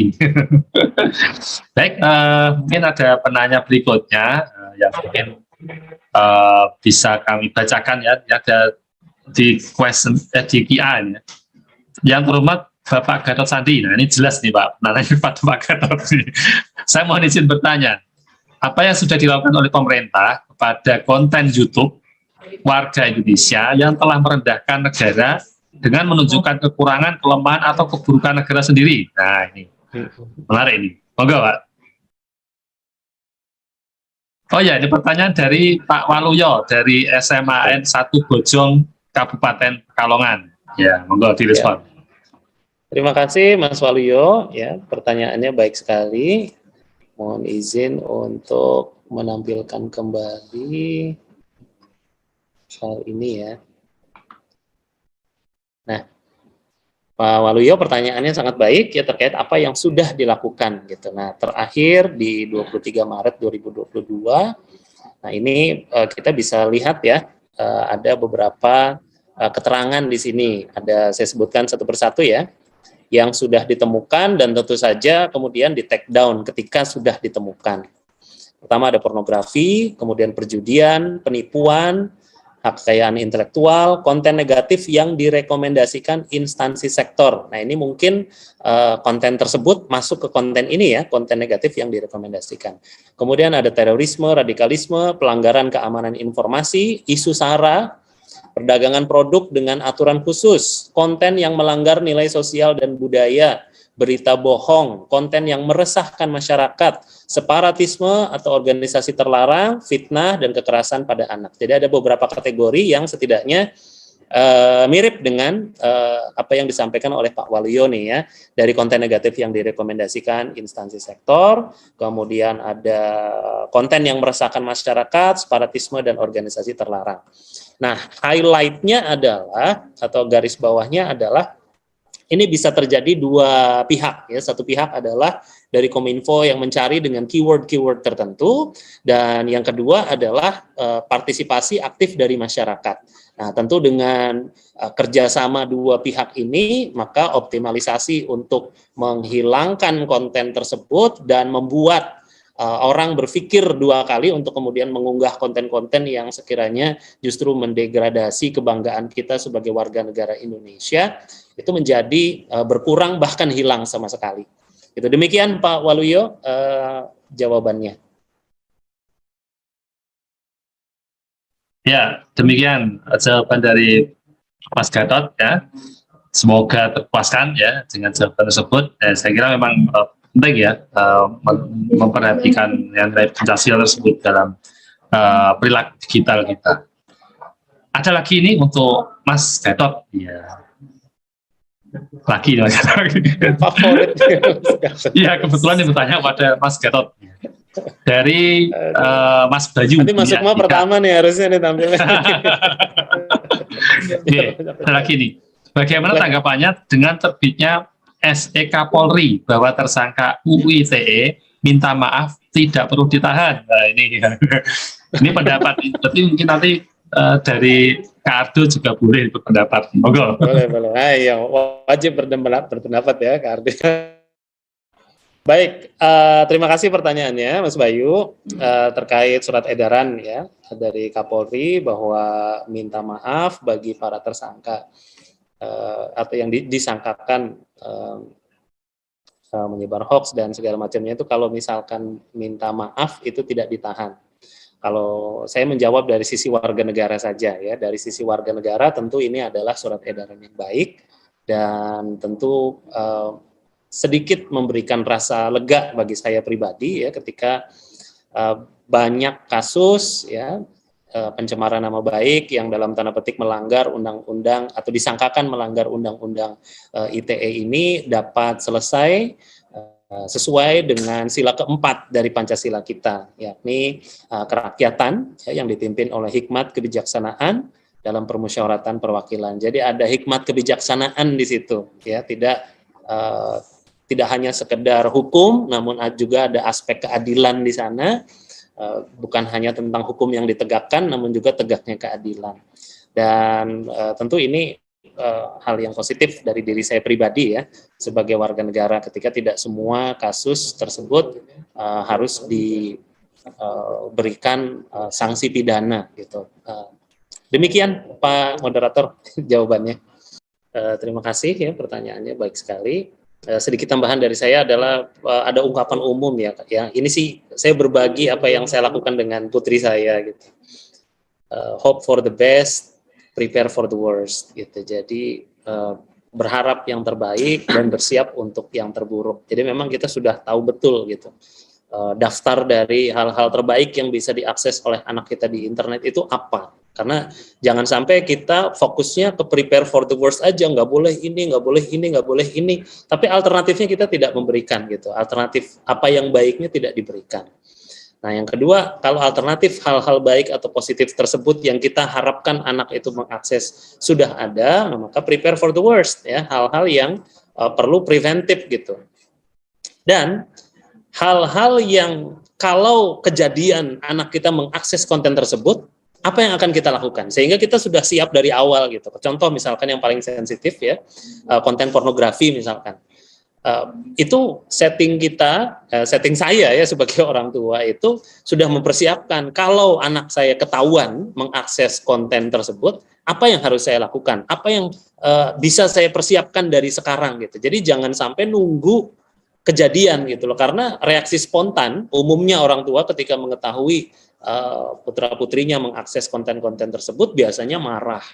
Ya, dan kita tidak tahu saat marah itu kita dalam kondisi apa ya, kondisi sedang nyaman atau tidak nyaman atau justru lagi banyak masalah. Nah tentu hal-hal yang tidak kita inginkan jangan sampai terjadi gitu. Jadi itu tadi hope for the best ya, untuk kemudian memberikan alternatif terbaik dan prepare for the worst gitu, hingga kalau betul kejadian gitu ya, persiapan kita apa yang bisa dilakukan. Itu teman-teman sobat ASN semuanya. Iya, demikian jawaban dari kedua narasumber ya. Semoga cukup lengkap untuk menjawab pertanyaan tadi. Ada lagi ini pertanyaan dari sekolah juga ini, para pendidik ini banyak yang derek. Izin bertanya Pak, nah ini menarik. Iklan gadis seksi-seksi mengapa bisa tiba-tiba muncul padahal kita browsing tentang role of sekretari or yang lain untuk materi pembelajaran.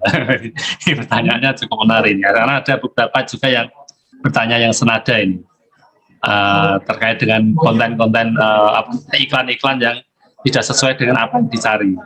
Moga mungkin dari Mas Gatot mungkin bisa menjelaskan. Ya. Ya, kalau dari sini ya, siap. Baik, terima kasih pertanyaannya baik sekali ya. Bagaimana caranya kita bisa mengendalikan ya iklan apa yang muncul di desktop kita atau handphone kita? Jangan-jangan atau mungkin ya ada sebagian kita yang sering muncul iklan-iklan pop up gitu ya, yang berbusana tidak layak gitu. Nah, saya pernah mengalami, ya istri saya yang mengalami, jadi mendownload aplikasi tertentu. Nah, ternyata aplikasi tersebut itu apa ya namanya? Seperti virus gitu, berperilaku seperti virus. Jadi selalu memunculkan iklan-iklan pop up ya, menunjukkan gambar-gambar atau visual-visual yang tidak senonoh gitu, sehingga kemudian handphonenya harus di restart betul gitu, karena itu sangat sulit sekali gitu. Jadi satu, preventifnya adalah berhati-hati dalam mendownload aplikasi-aplikasi yang tidak verified ya, atau aplikasi yang ratingnya di bawah 3 gitu. Nanti kalau kita buka App Store, kita lihat banyak aplikasi ya. Nah, biasanya ada aplikasi tertentu yang didesain dengan judul untuk menyelesaikan masalah sosial tertentu. Misalkan tadi ya, memantau anak, misalnya lokasi di mana, apa yang diakses gitu. Padahal secara real gitu, itu sudah ada oleh Google Family Link gitu. Dan itu pun tidak sedetil itu gitu, dalam tanda petik ada hal-hal yang masih belum bisa dilakukan gitu oleh Google Family Link. Jadi ada aplikasi tertentu yang mempromosikan dirinya nih mampu melacak siapa dan seterusnya, mampu memata-matai dan seterusnya. Nah, ini contoh aplikasi yang biasanya itu berbahaya ya terhadap kita gitu. Bahkan informasi-informasi penting di handphone kita, karena ketika mendownload aplikasi tersebut kan suka diberikan pop-up opsi ya. Apakah aplikasi ini boleh mengakses map ya, apakah boleh mengakses foto, apakah boleh mengakses dokumen dan seterusnya. Nah, kalau kitanya yes, maka selesai sudah ya. Nah, itu salah satu preventifnya. Yang kedua adalah mengganti filter bubble kita ya. Tadi sudah diberikan penjelasan, ada digital citizenship, ada filter bubble, ada echo chamber. Nah, di filter bubble ini kan berdasarkan kebiasaan kita gitu, berdasarkan kecenderungan kita dalam mengakses konten tertentu. Nah, maka ubah tuh kebiasaannya menjadi mengakses konten-konten yang positif. Nah, itu yang kedua. Nah, yang ketiga, terkadang memang pengiklan konten-konten tertentu itu mendapatkan email kita dari mana saja, dari mana-mana saja. Bisa secara manual lewat sosial media yang kita miliki, kan ada akunnya tuh. Biasanya di akun kita, apalagi saya kalau sebagai trainer atau pelatih ya, mau tidak mau harus menunjukkan nomor handphone, kemudian email agar saya lebih mudah diakses. Namun itu tentu beresiko ya. Resikonya apa? Resikonya email kita bisa diambil ya, kemudian nomor handphone kita juga bisa diambil untuk kemudian digunakan banyak pihak sesuka mereka gitu. Nah, dari profil email, kemudian dari profil usia juga bisa jadi ya, usia, ketertarikan kan kita kalau download aplikasi sosial media, misalkan TikTok gitu ya, di awal-awal kita mendownload aplikasi itu kita ada ketertarikan ya terhadap apa gitu, ada edukasi, ada tentang sains dan seterusnya. Nah, nanti itu yang akan dimunculkan. Nah, jadi berhati-hati dari awal ya, sehingga hal-hal yang tidak kita inginkan tidak terjadi. Ya, lagi kita mungkin beralih ke pertanyaan berikutnya ini, karena ada beberapa, masih banyak ini sebenarnya. Dan mungkin bisa kami sampaikan juga di kolom Q&A ini juga menyampaikan apresiasi tentang acara ini. Jadi mereka itu semacam tercerahkan gitu. Ada beberapa testimoni itu, wah, mulai sekarang cerahkan tentang bagaimana sih agar cakap dan melek digital. Selanjutnya ini ada pertanyaan ini yang cukup menarik dari Mbak Farida, SMKN 1 Warongasem. Bagaimana jika kita harus melakukan konfirmasi pada suatu lembaga resmi dari pemerintah karena kepentingan tertentu dengan cara menunjukkan foto KTP misalnya, apakah itu aman? Ya, terkait proteksi data, tentang ini ya, penyelenggara sistem elektronik ya. Ya tentu banyak hal ya yang kita bisa lakukan, dan saya yakin ini semua tentang kompetisi, dan kompetisi yang berlangsung di negara kita tentu harus dinaungi ya, harus berada di bawah undang-undang tentu saja. Dan tadi sudah disampaikan oleh Kak Adru bahwa ini prosesnya terus berlangsung, dan kalau gitu kan tadi ada hope for the best ya, harapan terbaik tentu ini tidak terjadi ya, dan prepare for the worst-nya tentu kita bisa mengalihkan ya kepada sosial media yang lain yang sekiranya bisa mengakomodir keinginan-keinginan kita. Salah satunya adalah untuk mencari kerja dan seterusnya, ya. Seperti platform-platform OLX bahkan itu bisa mengupload atau kita bisa mengiklankan bahwa kita membutuhkan pekerjaan, itu kan internal tuh dari Indonesia, ya. Dan dari internasionalnya ada yang sudah official, ya, ada LinkedIn, ya, yang bisa kita gunakan juga lebih optimal. Demikian terkait penyelenggara sistem elektronik yang sedang hangat dibicarakan. Ada lagi nih penanya yang berikutnya nih dari Mas Ari Triuntoro dari cabang dinas kehutanan, ya kalau nggak salah, wilayah 8 Kebumen di LHK Jateng. Terima kasih, pembelajarannya menarik dan mengerikan sekali efeknya kalau tidak hati-hati. Nah, ini izin bertanya, apakah sudah waktunya atau sudah pentingkah untuk dilakukan pembelajaran dini di sekolah dengan dimasukkan dalam kurikulum sesuai jenjangnya, tentunya terkait dengan literasi digital ini? Matur nuwun. Monggo mungkin Mas Gatot jawab. Ya, terima kasih pertanyaannya, Mas Ari Triuntoro, ya. Apakah sudah waktunya, ya, sudah pentingkah untuk dilakukan pembelajaran dini di sekolah? Jadi kurikulum tentang literasi digital ini masuk gitu ya ke sekolah. Ya. Saya pikir literasi digital ini adalah program nasional, ya, tidak hanya dilakukan oleh Kominfo. Jadi secara spirit, ya, tentu dari Diknas juga saya yakin ada hal-hal terkait literasi digital juga. Nah, kalau pendapat saya pribadi, apakah sudah waktunya? Ya, sudah waktunya. Karena ancaman ini tidak hanya bagi mereka yang ada di usia dini atau usia sekolah, namun juga muncul pada mereka-mereka yang usia lanjut gitu. Seperti bapak saya nih, saya baru lihat kemarin ada nama bapak saya me-like status Facebook saya. Ternyata bapak saya sudah bikin akun Facebook. Nah, itu kan berbahaya ya ketika bapak saya ini tidak diberikan pengetahuan terkait literasi digital, apa yang boleh, tidak boleh, pantas, tidak pantas gitu. Karena ya sama seperti anak-anak kita ya yang di usia-usia produktif ini, terkadang standar bagi mereka itu berbeda, ya, standar bagi mereka itu berbeda dengan standar sebuah konten yang layak untuk dikonsumsi khalayak di sosial media atau dunia digital. Jadi saya bukan lagi menjawab sudah tiba waktunya, namun sudah darurat ya bagi kita untuk terliterasi secara digital, ya, sebelum hal-hal yang tidak kita inginkan terjadi pada diri kita masing-masing atau organisasi kita bahkan ya secara umum. Demikian, Pak.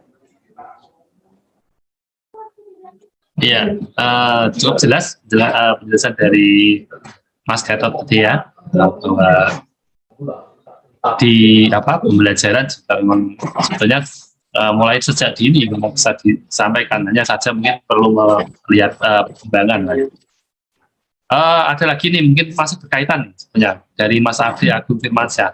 Apakah literasi ini, maksudnya yang materi ini mungkin ya, materi ini bisa diterapkan pada peserta didik, karena dalam kurikulum Merdeka terdapat mata pelajaran informatika tentang berpikir komputasional. Terima kasih. Nah, ini mungkin kembali ke Mas Gatot lagi mungkin, karena nyambung dengan yang tadi.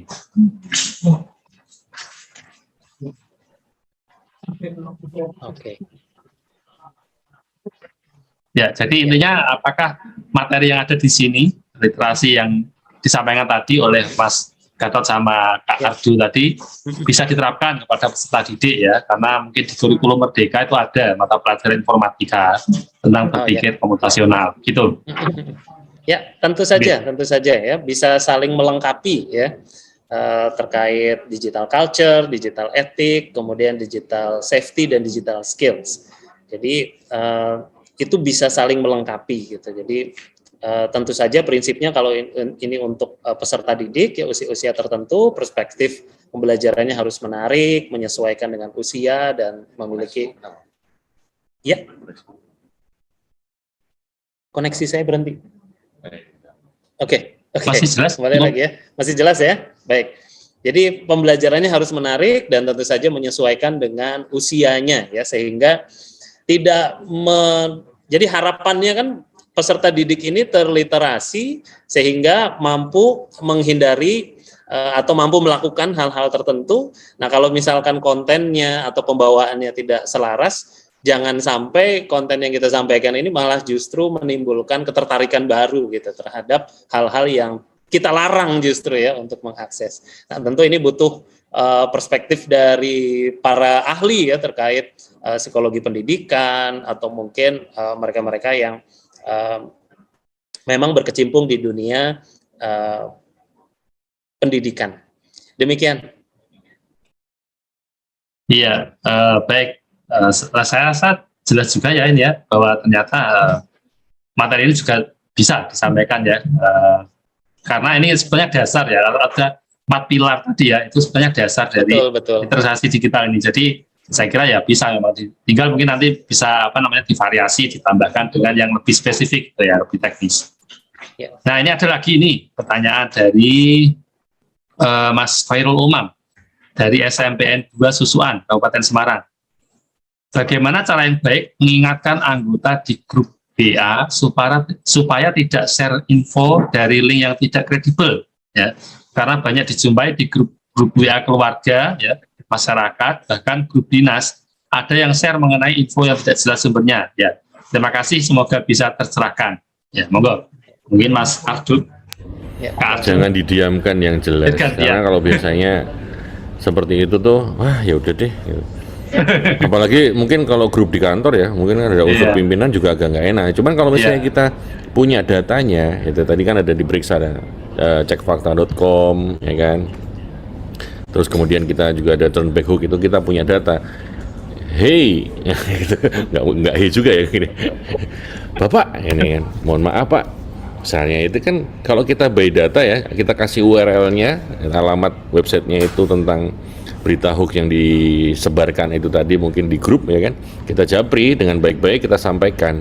Kalau kita tidak seperti itu ya siapa lagi gitu loh, ya kan, harus dimulai dari kita harus ngambil peran di situ. Jadi dengan bekal tadi beberapa yang sudah saya berikan itu sebagai senjata ya, kita juga untuk meliterasi orang lain, itu juga gitu bisa disampaikan dengan baik, dan URL alamatnya ini data yang benar seperti ini Bapak. Jadi kalau kita hanya menyapa biasanya, hei itu salah loh Pak, jangan di-share gitu.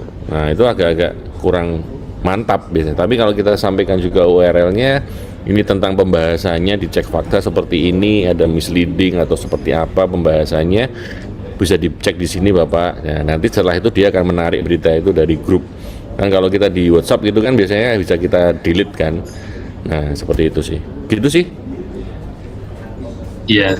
Tapi agak segan juga kalau yang chat bapak mertua misalnya, itu repot ya Pak. Daripada nanti gini loh, karena sekarang udah ada undang-undang ITE juga kan.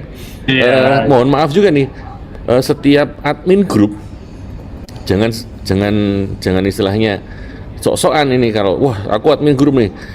Admin grup di grup yang tiba-tiba nanti ada yang nge-share hoax di dalamnya, apabila dicek sama kepolisian di situ, itu pasti yang pertama kali dicari adalah adminnya dulu.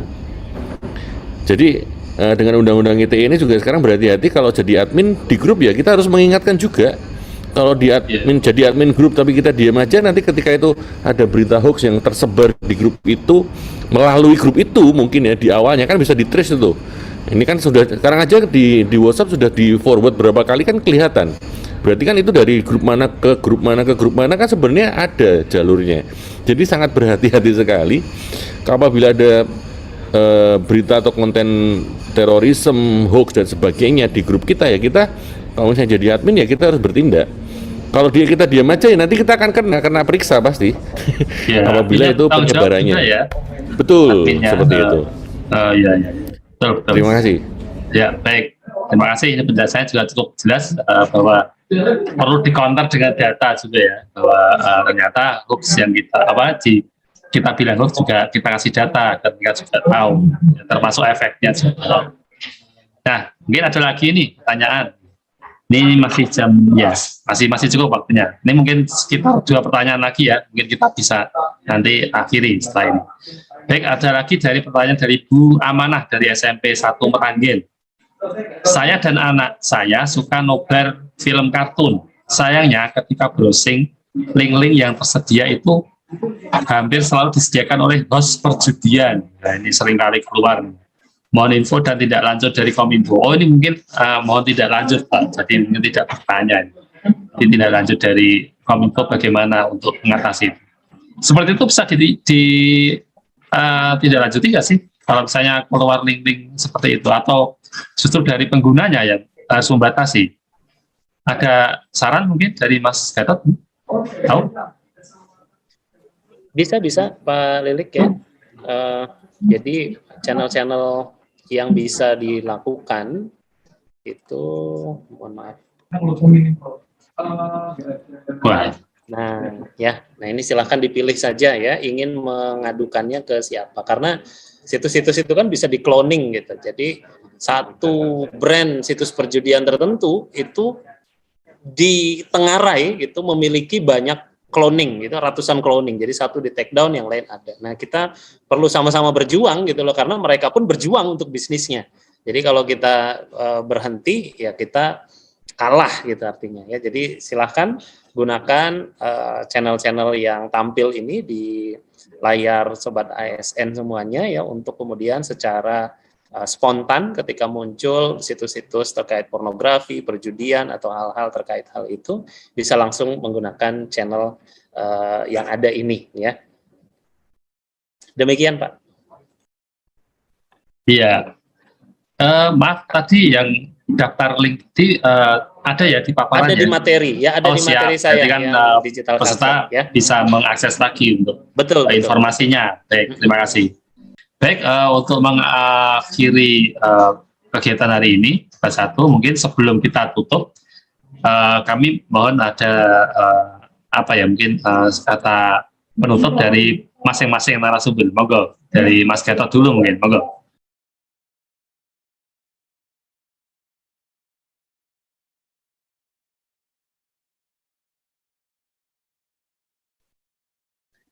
Oke, kalimat closing dari saya adalah change is the true result of all learning. Jadi perubahan adalah hasil yang sejati atau hasil yang sesungguhnya dari suksesnya sebuah proses pembelajaran.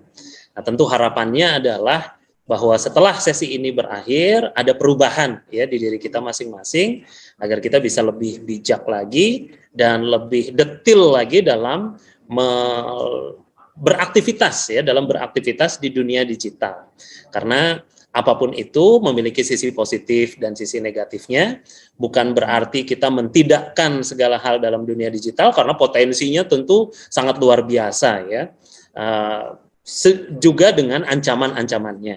Nah, mereka yang lebih siap adalah mereka yang mampu secara cepat menyesuaikan perubahan ini. Tidak bisa dibilang bahwa ini adalah hal yang mudah, tidak. Ya, perubahan umumnya adalah hal yang sulit untuk dilakukan. Namun sulit bukanlah jawaban, sulit adalah bagian atau sinyal bahwa kita perlu belajar lebih dalam lagi. Demikian. Terima kasih dan mohon maaf atas segala kekurangan dari apa yang disampaikan ya, kesalahan-kesalahan yang mungkin saya sampaikan. Terima kasih. Assalamualaikum warahmatullahi wabarakatuh. Baik, terima kasih atas materi-materi yang sangat daging ya ceritanya ya, Mas Gatot Sandi. Terima kasih juga Mas Sukma Wahyuwardono, Ardo. Dan sebagai penutup mungkin sebelum kami akhiri, kami selaku moderator dari BPSDM Provinsi Jawa Tengah ya, sekali Dirwanto, mohon maaf apabila dalam penyampaiannya, dalam memandu acara ini masih banyak kekurangan, dan apabila masih ada kurang berkenan kami mohon maaf.